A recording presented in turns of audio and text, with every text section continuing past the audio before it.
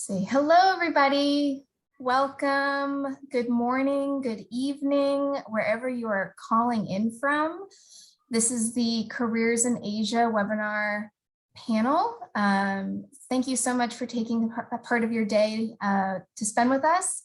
We'd love to know where you are joining us from. So if you want to use the chat at the bottom of your screen, make sure to select everyone so we can view your responses. We'd love to know where you're joining us from, and we'll get started in just a few moments. Give people time to log in.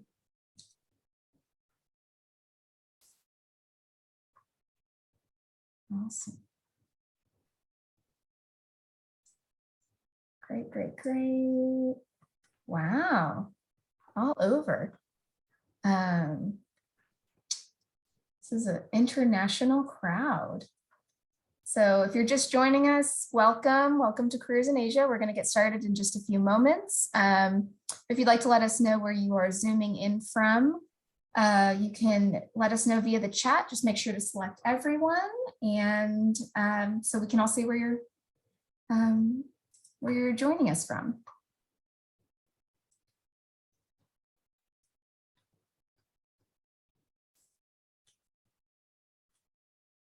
Awesome, awesome.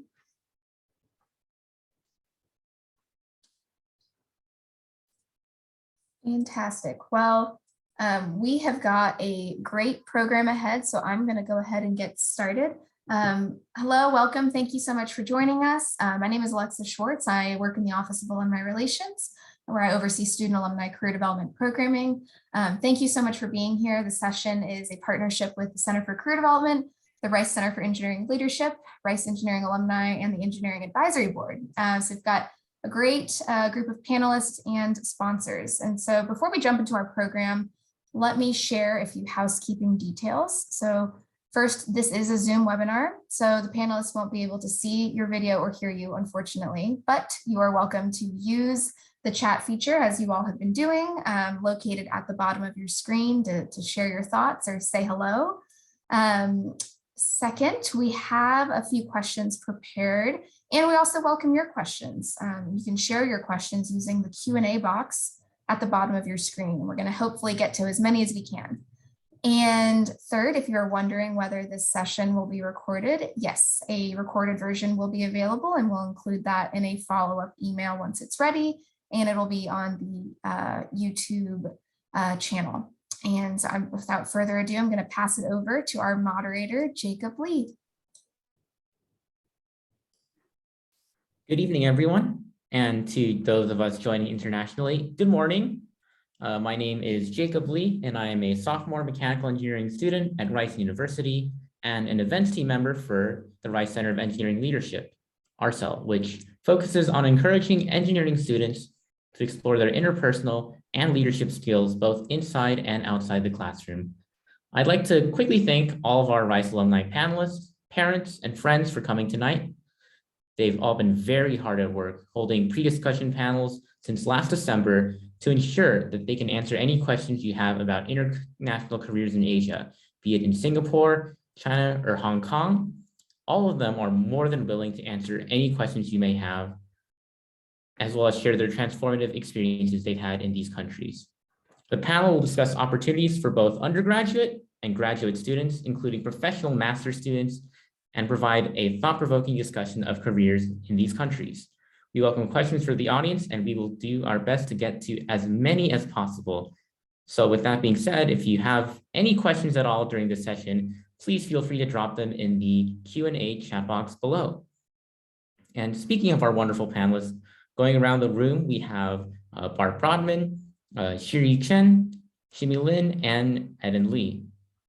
Bart Brodman is a parent to 3 Rice University students and is a member of the Rice Board of Trustees.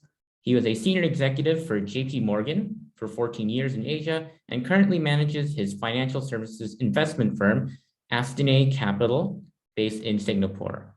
I believe it's spelled A-S-T-I-G-N-E-S, so pronounced Astignes. Next, we have Shiri Chen.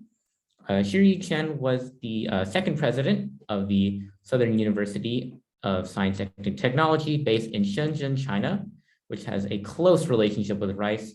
He is a distinguished leader, scientist, and educator. And next we have Shimi Lin, who is a senior executive at BASF, a global chemical conglomerate, and is based in Hong Kong. Shimi is a Rice alum with degrees in both chemistry and economics. Finally, we have Ellen Lee, who is a partner at Olympus Capital Asia, a private equity firm with offices in Hong Kong, Singapore, Shanghai, and New Delhi. Eden serves on the Rice Engineering Advisory Board and has Rice degrees in engineering and economics. So for a lot of these questions tonight, we're going to be assuming some sort of travel normalization, sort of like post-pandemic, due to a lot of travel restrictions that are inhibiting jobs right now. But I guess without further ado, we'll be spending about the first half hour or so covering general questions about careers in Asia. Then for the rest of the time, we'll be turning it to you, the audience. So I guess with that, we'll start with our first question, which is, why do people choose to pursue careers in Asia, including Singapore, mainland China, and Hong Kong?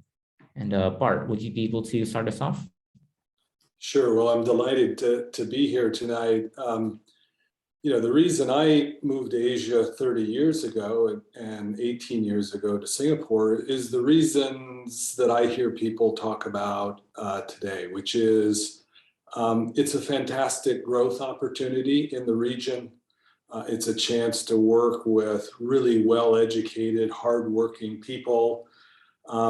It's a chance to learn a little bit different culture and language, get to know some interesting food, travel to a part of the world that's really interesting. So I generally think it's an amazing opportunity, and people recognize that and want to be part of it.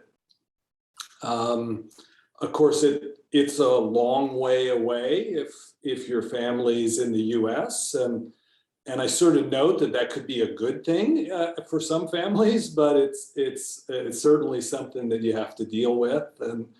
And it's something, if you're married, you need to spend some time thinking about with your spouse. Certainly over the years, I've seen that is probably the biggest challenge for people is finding two careers in Singapore as opposed to just one. But it's an exciting place to live and work, and I feel very fortunate to have done so.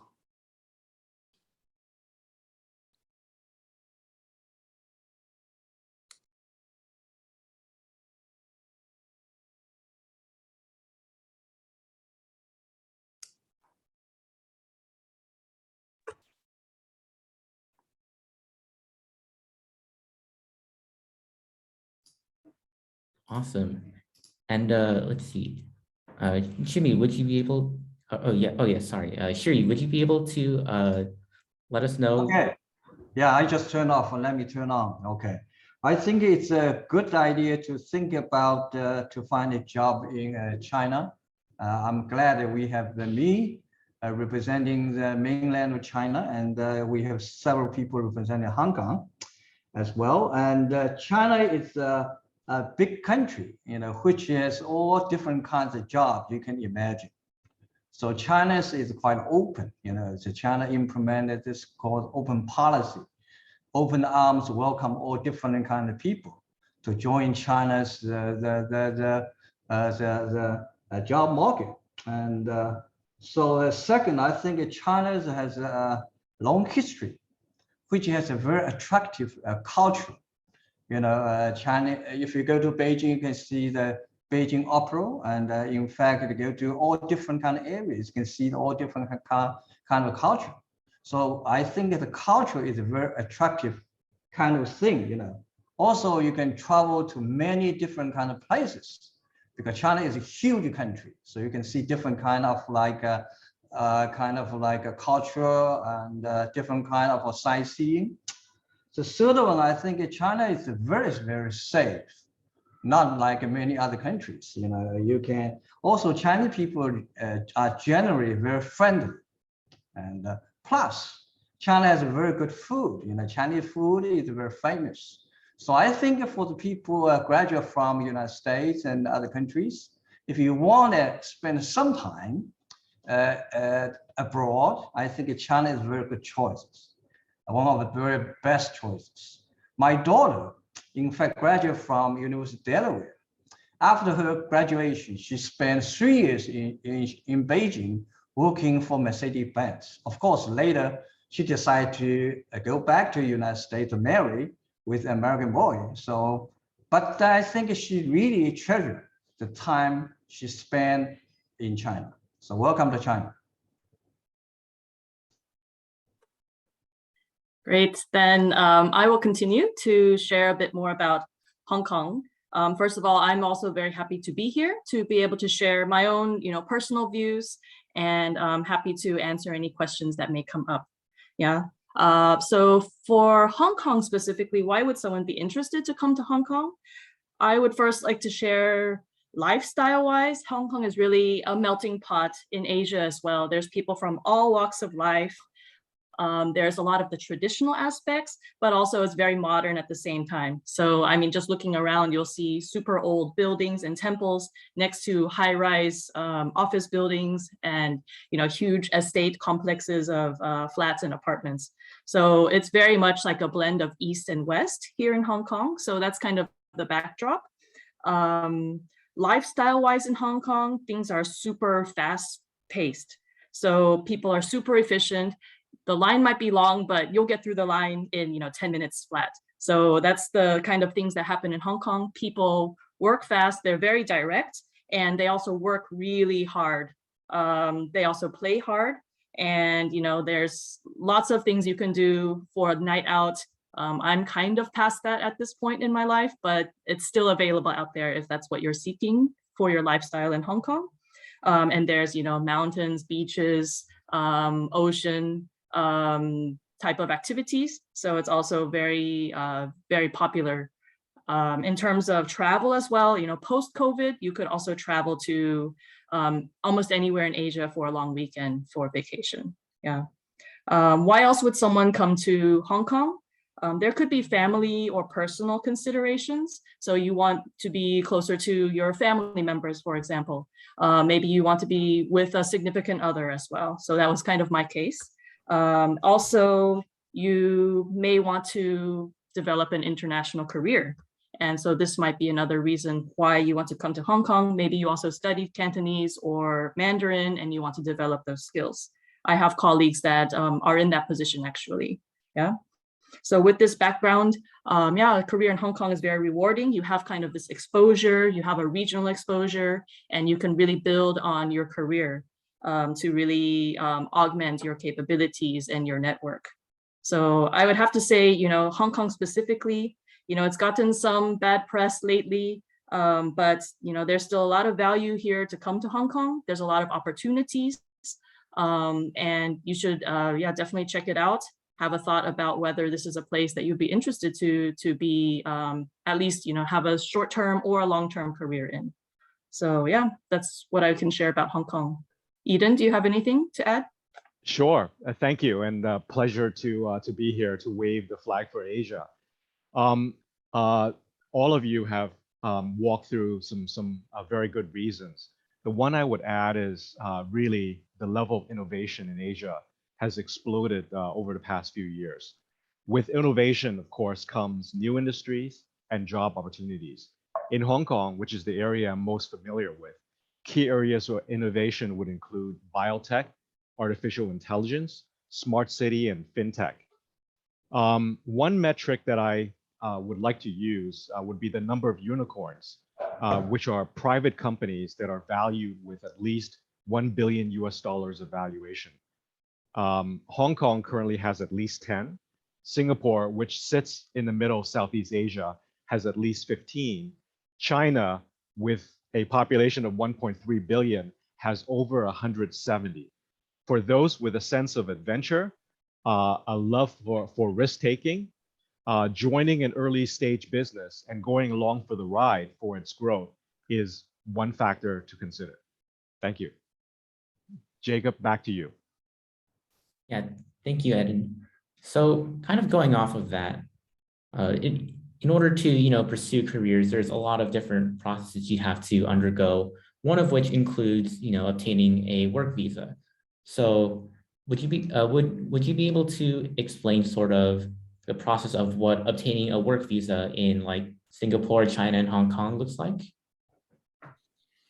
Okay, so that's an evolving story in the case of Singapore. Singapore used to be a really wide open place, but as it's gotten more successful and richer, it's become a little bit more selective in how it offers work visas.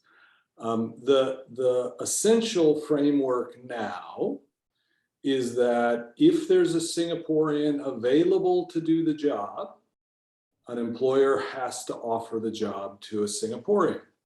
And let me give you an example from last quarter. Our firm found an amazingly talented woman in China who we wanted to bring down to trade FX options for us.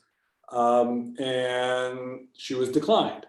The Ministry of Manpower said, we think that skill set is plentiful in Singapore. And indeed, we ended up hiring a Singaporean for the position. However, there's kind of three big exceptions to that rule. The first is internships.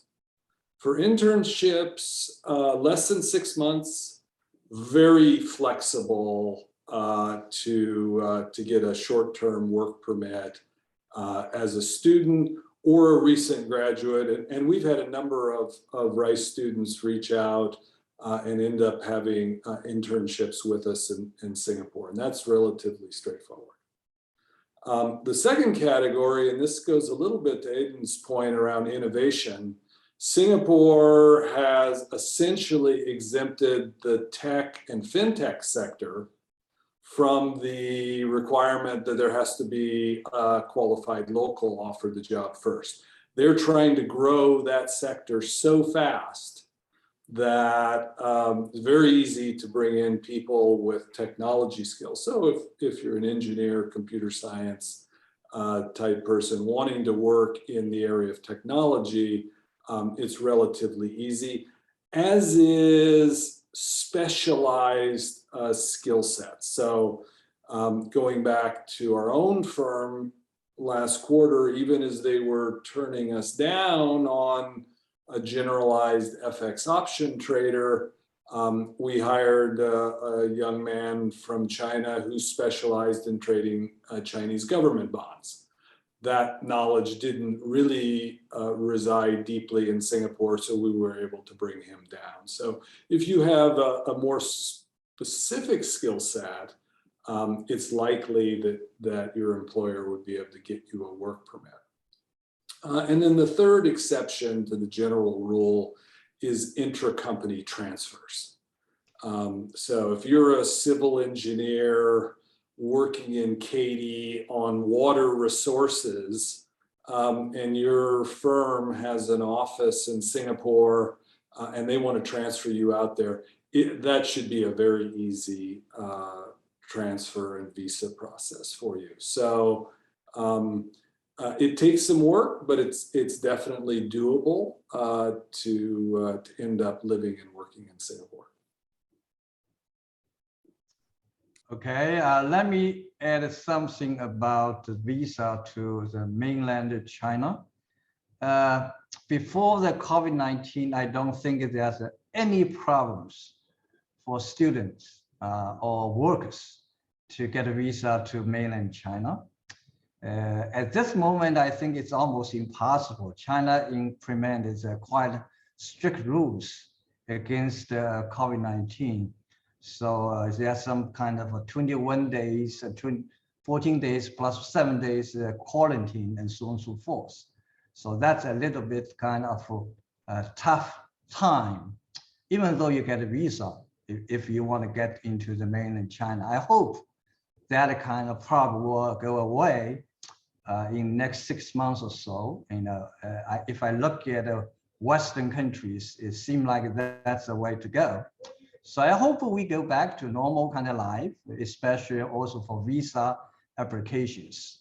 At the Southern University of Science and Technology in Shenzhen, SUSTech, when I was the president, we did not meet any kind of cases that refused the visa applications. We, in fact, host every year 70 kind of students, some students from Georgia Tech. They spend like 3 weeks with us in our campus. We did not have any problem. We, in fact, have many international students coming from Europe, United States, East Asia, come here for 4 years of studies. They will get undergraduate degree. I don't think that we have any problems. So China is pretty open, just like many other countries, modernized country.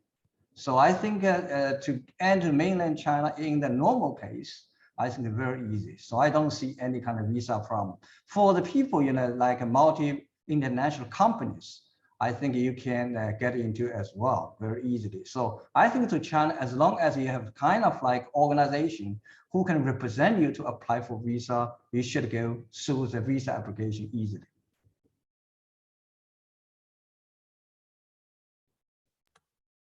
Great, thanks.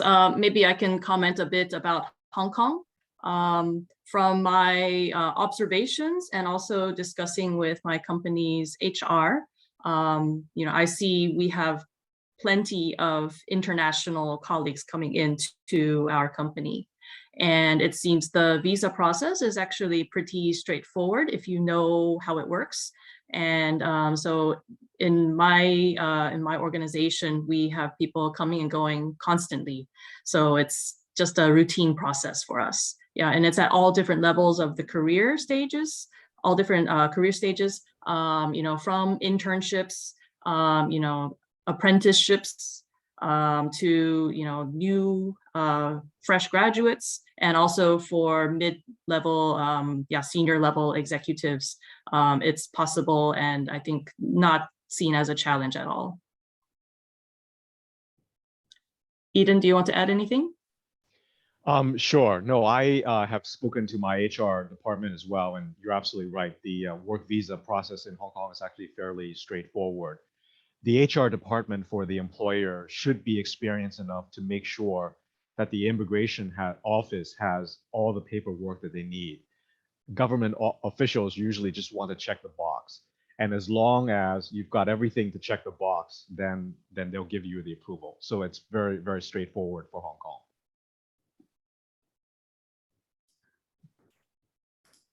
Yeah, thank you for your answers. And so I guess in each of these countries, what would you say, which career paths require an in-depth knowledge of the local language and culture to be successful in? And sort of conversely, which ones do you think might require a little to no starting knowledge of the language and culture? So for Singapore, English is the predominant working language. So language isn't an issue, though I would certainly say if your responsibilities were to include coverage of China, you would want to speak Mandarin, but generally, that's not what you're going to be hired for if you're coming from the U.S. So English is going to be fine. You're going to have opportunities if you want to study Hindi or Bahasa or Mandarin. Those things are all available in Singapore. I think the most important thing, if you're coming to a place like Singapore, though I imagine it covers all the centers, you should be coming with an expectation that you're a guest in the country, and the more you can do to learn about the culture and the way people work and how they spend their time after work is your objective when you come. Language won't be a problem. Well, let me add something about language requirement in mainland China. China is not like a country like Singapore, which uses both Mandarin and English as a formal language. We have a Chinese as a formal official language. But I think in the big cities like Beijing, Shanghai, Shenzhen, Guangdong, and in the first tier kind of cities, or even second tier cities, I think that English is quite popular. As an intern, I think you should not have a problem to go to big cities.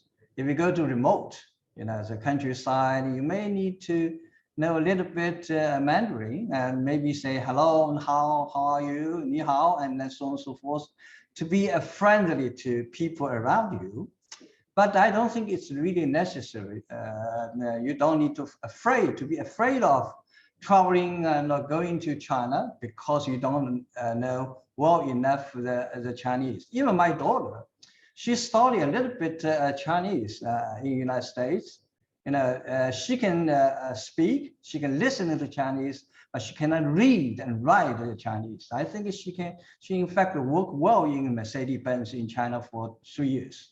So I think you should have a confidence in China. If you don't really know Chinese, I think you will be welcome.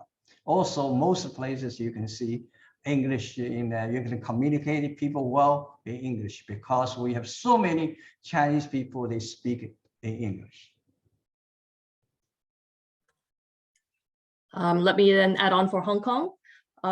Yeah, if we talk about language requirements in Hong Kong, I would say most professional roles that a graduate from Rice or an alum from Rice would be interested in would be probably not just a local Hong Kong role, but something that's more of a regional scope. And so having this regional scope really requires excellent English communication skills, very carefully worded and communicative style in terms of how you speak. So definitely English is very valuable as a skill here in Hong Kong.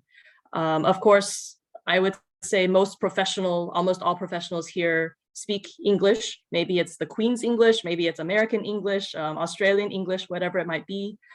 You start to notice all of these different styles once you're here that maybe you're not so familiar with.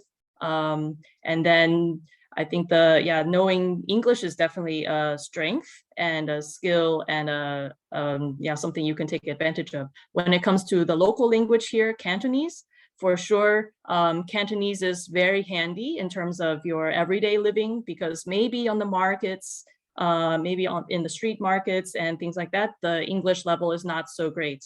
Maybe in the taxis, the English level is not so great, but they normally will understand some of the basics. Yeah.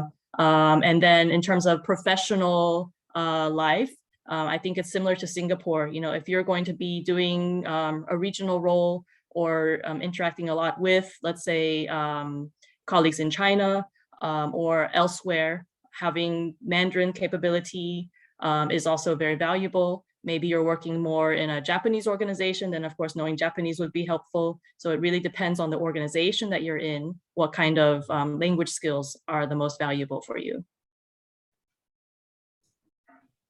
Awesome. And I think those are really great points all around.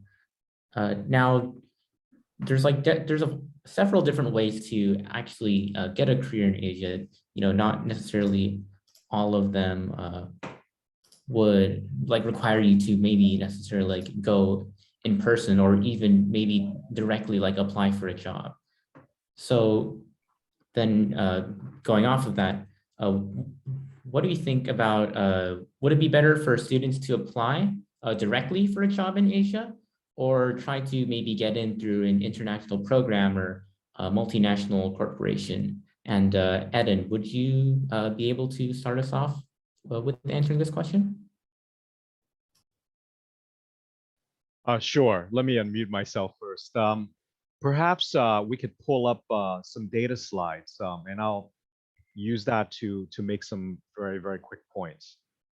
I guess here we have Hong Kong engineering monthly salaries in US dollars. We have it for Hong Kong, we have it for China, and we have it for Singapore as well, which you can peruse later. I think first we start with undergraduate salaries and progressing to more senior levels. So our professional master's graduates will be looking at managerial equivalent roles on these charts. A few observations. One is that Asian starting salaries would be towards the low end for Rice graduate pay. Second would be that Asian managerial salaries would be something like 20 to 30% lower on average for the equivalent compared to Rice professional master's level. However, as you have seen from the chart, with seniority, the salary levels do climb. And then finally, and I think we have this on the China slide, not the Hong Kong one, yes, for Shanghai and Shenzhen. We've selected a few engineering jobs with high demand. So we've picked out, for example, automation or R&D roles in electric vehicles batteries. These are positions in high demand. And as you could see, the salaries would come at a premium. I believe the data that we've pulled, the slides behind the data would be a lot of extensive reports. And I believe the School of Engineering will be sharing with all of you a data drive in which the details of these salaries would be provided. So you could actually peruse through the numbers at your leisure. Thank you.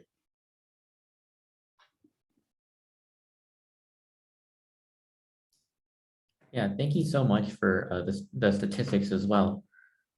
And I guess for our final moderated question for now, I'd like to ask sort of, what does the cost of living look like in each of these countries?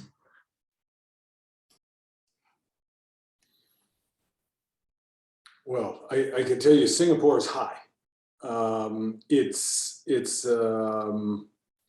It's an amazing place to live and work. It's clean and safe. It offers connectivity, everything from New Zealand and Australia to India and Indonesia and up to Hong Kong, China, Japan, Korea. I mean, an amazing place. But you wouldn't choose it because it's a cheap place to live. I would say that if I look at most of the younger people who come to work for us, they're almost always going to be sharing an apartment with other young people because housing is the big challenge. It's really expensive, and that's how people really address that. Obviously, if people want to talk about family situations, we can do that in the Q&A. But at least for people starting out, expect it to be expensive and expect to share an apartment with somebody.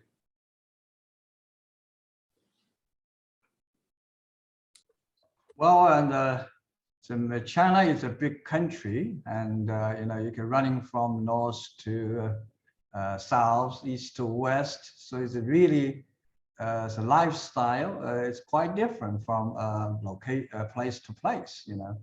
Shenzhen is a great place. I like it very much, and very close to Hong Kong. Before the COVID-19, we can travel back and forth. One professor from our university, he in fact worked in Shenzhen and lived with his family in Hong Kong. So now it's a little bit kind of difficult, right? But if you go back to normal life, that will be very nice. And in Shanghai, it's really great, and probably one of the best places in China to live. And also, if you want to enjoy the countryside life, you can go to many other places in the remote area and so on and so forth. So I would say live in China, it depends really what you want. It's quite comfortable and a very easy life, and also cheap to live relatively compared with Hong Kong and Singapore. And if you look at the earning for American students and American works, I think it's comparable for big cities to like Singapore, probably a little lower than US, but the living cost also is quite lower compared with the United States. And another one I think is in China, you probably should adapt to the culture. Chinese younger students and younger workers, they like to go out for dinner together more often. So probably you will like French, you know, you go out dinner with your friends more often. So you enjoy life a little more than that in the United States. I think US like more kind of a little bit kind of isolated, you know, compared with China's nightlife in big cities.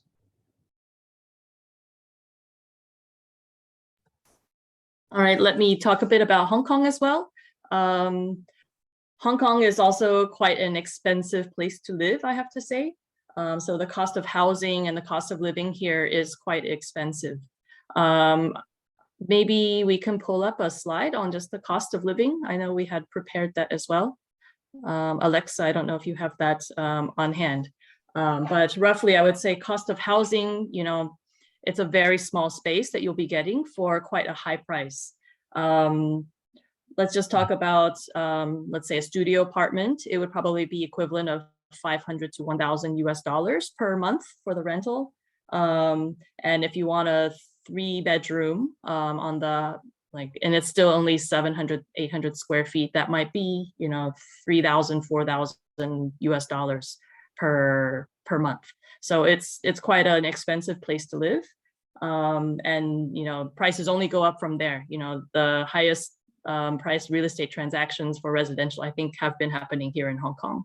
So it is an expensive place. So similar to Singapore, I would say new joiners to the workforce, they would probably be either living with their families or perhaps sharing a flat with 1 or 2 other people. So that's how they would manage. And yeah, it's just the way it is here in Asia, I think, and in Hong Kong specifically as well. But, you know, for all of the sacrifices you have to make, that might be one of them, but then you gain a lot on the other side. Maybe pass it back to Jacob. All right. So I think at this time, we'll be going into the audience questions.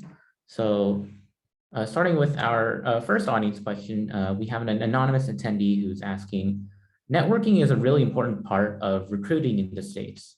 How does networking culture look like in Asia? And what are some pieces of advice for networking there? Well, it's a great question, actually, and it's something that I would just say you're going to have to try a little bit harder to do. If you think of Singapore, every young man in Singapore is required to serve 2 years in the army, and as a result of that, all the Singaporean males have this amazing bond and connection as to what class they went through the army and that whole experience. And of course, people grew up in a small island, smaller than Houston, 5 million people. So they went to the same schools, they know each other, and you're going to have to overcome that. But the flip side is, you know, you offer something that a lot of them don't, which is an experience outside of Singapore. You'll very quickly develop an interest in sports or hiking or the botanical garden or something where you're going to connect with people. And I would just say you gotta be a little bit more outgoing than your natural self might be, because networking is important. You're starting a little bit behind, but I've never found people in Singapore to be anything other than welcoming of people who want to be a connection. So it can definitely be done, but you should go in with the mindset that you're going to try. Well, I think it's networking is will definitely help you in China, and I think Asian. I probably think for any Asian countries, that's a culture. You know, people really work together, team up, and so on and so forth. So if I were you, I think the first choice for me, if you want to apply for a job in China, I think we'll go with multi-international companies hired by American company in the United States, then send it to China. That I think that will make your life much easier, because you already have a very well established networking. Also, probably you'll earn a little more and that you earn American salary. At the same time, your company probably will provide some kind of subsidized for your living in China, will reduce the cost, kind of living cost rising now in China. Second, I think if you want to find a job, you cannot find a good job, meaning you have good salary, good companies in the United States. You can apply for big companies. I think typically the big companies in China, they will provide much better and networking for you. They will provide much better all the benefits for you. Of course, if you have a family in China, you have friends in China, if you had to receive education in China, like Beida and SUSTech, our university, you will have all the connection you need. That will definitely help you.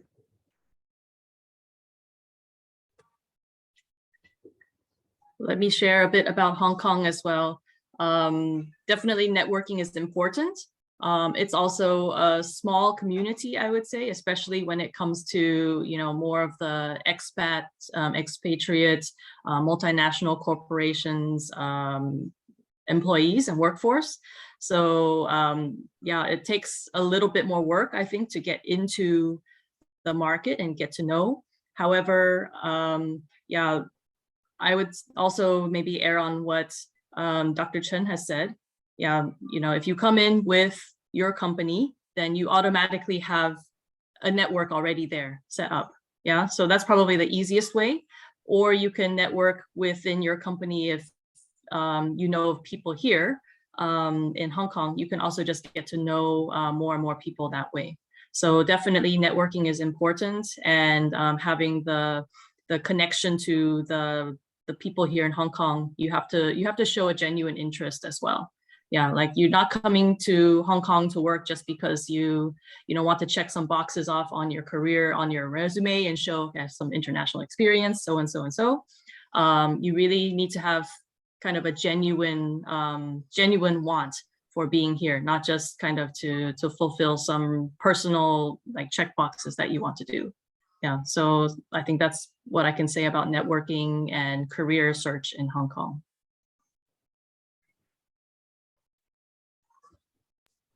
All right. Then I guess moving on to the question. So both Arthur and Jeffrey seem to be asking sort of like a clarification question as to in terms of like the cost of living and salaries and all that, like how sort of taxes would factor into this comparison between country wages. Sorry, so, Bart, go ahead. Yeah, no, you want to take it first, Aiden? No, I was just going to say for US citizens, I mean, we probably have a lot of citizens, different types of citizens on this call. But for US citizens, there are two types of exclusion for overseas assignment. One for the most recent year, I guess 2021 was $112,000 of exclusion.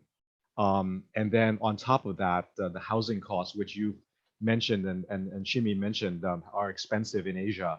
That's excluded as well. So the after-tax net take-home pay, actually, you can actually get a lot of tax savings from that. So that was one point I was going to make, Bart.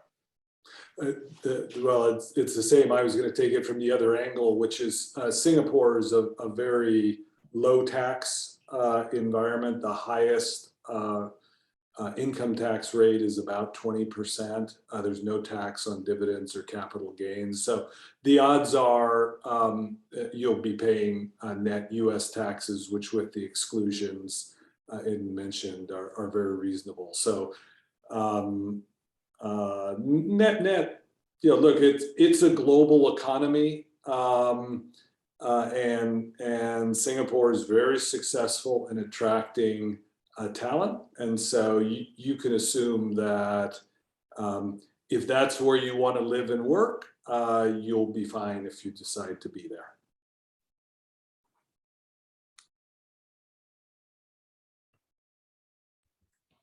Great.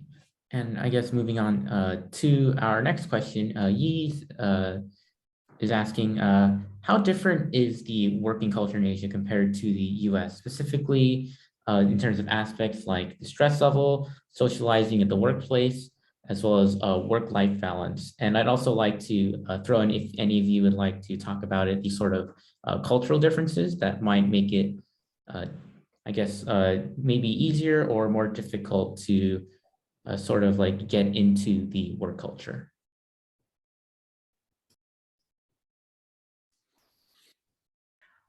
I can maybe speak a little bit more about this. You know, when it comes to like the work culture here in Hong Kong and the stress levels, etc., you know, it's very competitive, I have to say. People work hard here. And I mean, it starts from when they're very young. Okay, so as an example, just so you know, to get into pre-nursery, kids at the age of 18 months have to already interview to get into a pre-nursery program, which they know is a feeder school to go up and up and up into, you know, different calibers of schools. There are like manuals and Bibles for how to apply for like pre-nursery, kindergarten, primary school, secondary school. So whatever you did to get into RICE, think about doing that from, you know, age 18 months. And parents are preparing resumes and all this stuff for their, you know, 5-year-old kids. So it's a competitive environment. It's been like this. It's the game here. And that's what you have to understand when you come to Hong Kong. And it's probably like this in other places as well. I'm sure it's like this in Singapore and in Shenzhen and Shanghai and Beijing as well. Yeah, there's just a lot of people here, not that many resources, so it's competitive. So stress level wise, yes, it's there. I have to say, you know, I do work pretty hard. You have to expect, yeah, there's long hours, maybe late nights, early morning calls. It's just a lifestyle here. Everybody's used to it. Everybody knows this is what's expected. But, you know, you work hard, you play hard, you get a lot of personal satisfaction from being able to do and deliver results for your company, for, you know, your own personal satisfaction. Yeah, so that's the lifestyle here that maybe you would have to be accustomed to or be willing to accept. But there's just so much more that you get back from the work that you put in. That's maybe my own personal opinion. Anybody else have anything to say? Allow me to add something. I agree with Shimi Ling towards that kind of culture in working place in China.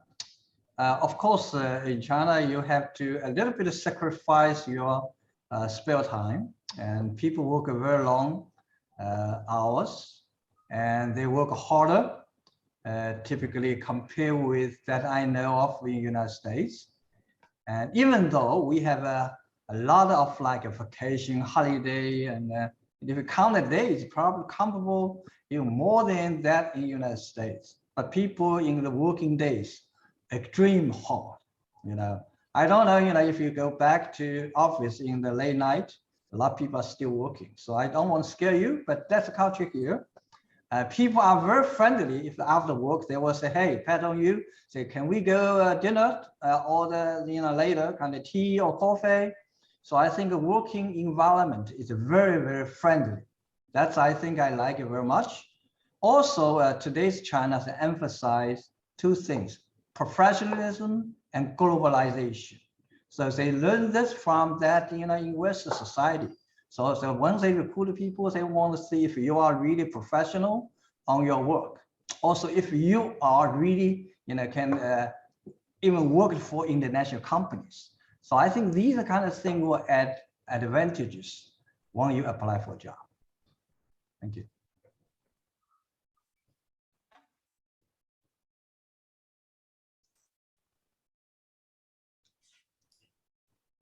Yeah, thank you. And I guess going into probably either our last or second to last question. What benefits do companies sort of provide for working away from home or working abroad, if any? And this sort of kind of ties into Dejin's question about like perhaps maybe free days you get per year. Well, I can tell you that what I've seen in my career is a fairly harsh distinction, I might say, between whether you've come to Singapore as part of a multinational group or whether you're working for a local company. And this goes a little bit back to Dr. Chen's point about the easiest way to get to Asia is through your company sponsorship. Generally, we find the big employers, so think of my old employer like JP Morgan, pretty generous with housing allowances, paid trips back home, ample time off for you to go back and visit family or travel around the region. Importantly, very good medical coverage, whether something happens to you in Singapore or when you're back in the States. And it can be pretty different when you work for a local company. Local companies by culture tend to be much less generous. They certainly wouldn't provide you a housing allowance, and they're not going to provide you a travel allowance to go back home because they would view Singapore as home. But maybe the biggest issue is that your health benefits probably are only for Asia. And so it's a great question that people are asking there, and you know, it's kind of an easy thing in my mind if you're a student who wants an internship or a recent grad and you're on your own to come out and give it a try.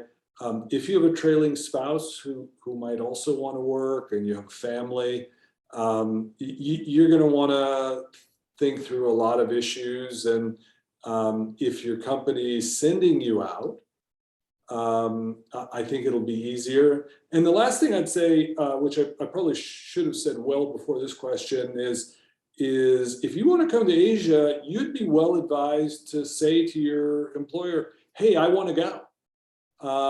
You'd be surprised how many people don't ask to go, and employers are happy to have people put their hand up. So, but there's a lot of issues to think about.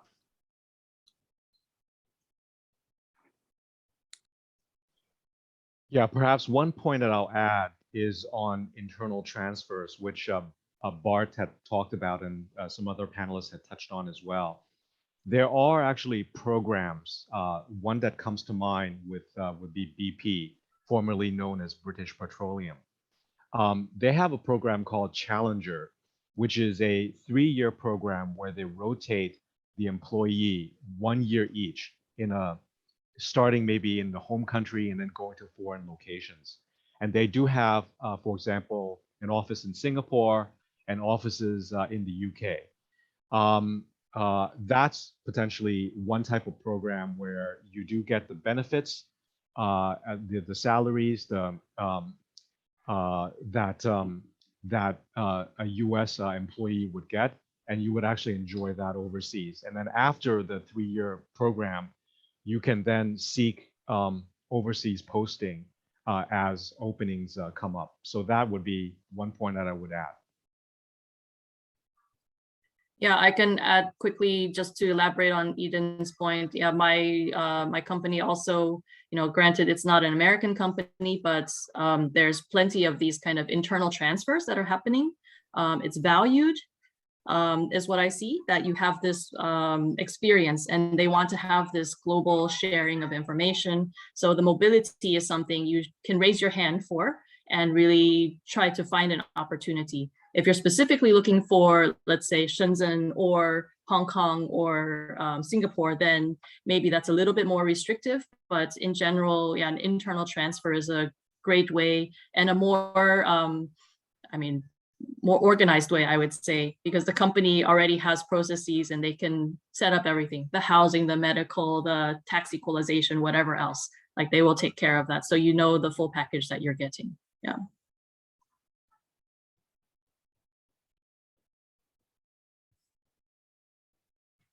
All right, and I think for our last question, we'll probably be going a little bit over time. So if any of you need to leave, since you have if you have obligations at I guess, 8 p.m. Central Time, then that's totally fine. But for our last question, I guess sort of addressing Shang Tao's question, how do you maintain work-life balance as well as the opportunities in moving up along the career ladder?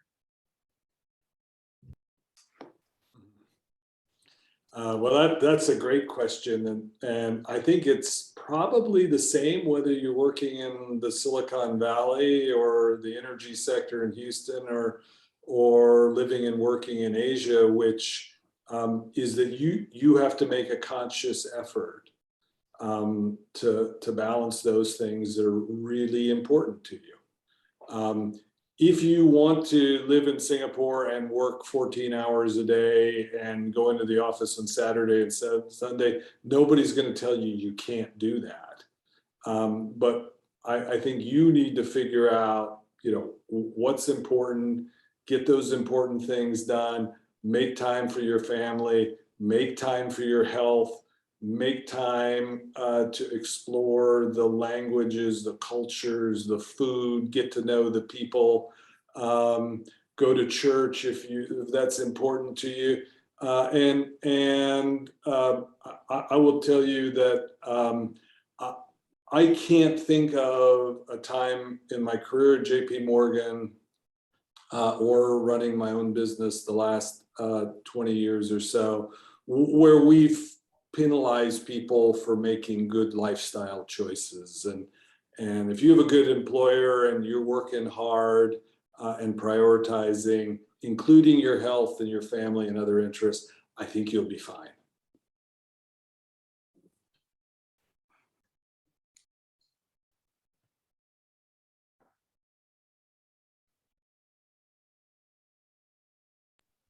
All right.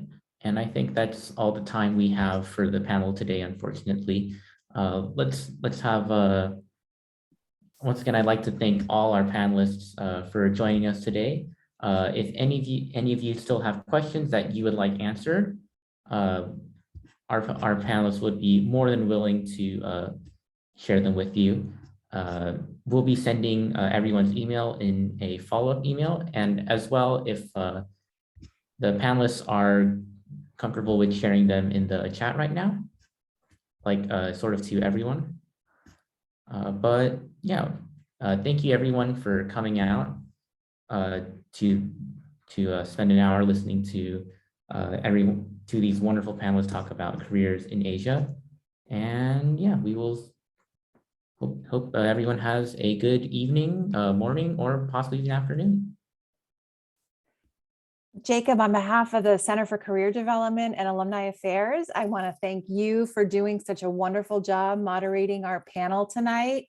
To our panelists, Eden, Shimi, Shiri, Bart, thank you so much for sharing this fascinating information for us. Eden, you and I have been talking about this panel for over a year now. So on behalf of all of us, thank you for your leadership in bringing it to fruition. Alexa, one of our collaborators, we're so delighted that you were able to bring us all together through the magic of Zoom tonight. If anyone in the audience is inspired about how they're considering their career paths or internship journeys, our counselors and career advisors at the Center for Career Development are eager to have those conversations with you and support your journeys. You can reach us at ccd@rice.edu. Again, thank you to all our panelists and our moderator, and I hope everybody has a wonderful evening.